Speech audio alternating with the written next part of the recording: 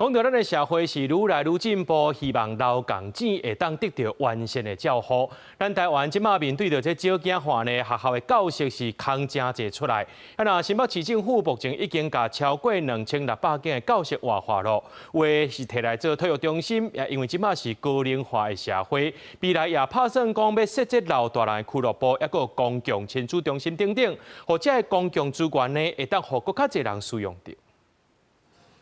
这个托育中心应该是邦桥保健国小无咧用的教育空间。新北市教育局把这个空间规划做托育中心，家长认为安尼真好，因为一般的托育中心空间有限，但是伫国小内面的托育中心较宽，囡仔活动的空间也较大。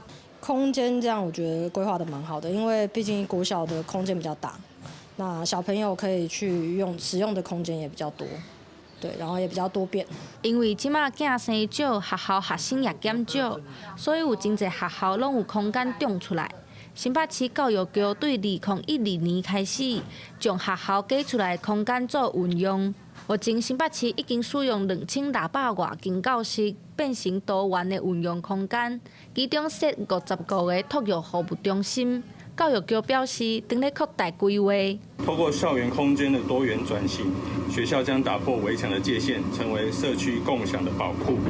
我们规划的不只是公托，还结合了银发俱乐部、乐龄中心及社区共读站，让这里成为长者乐活、亲子共办的温馨重心。新北市教育局表示，将学校的空间摕来做多元的运用。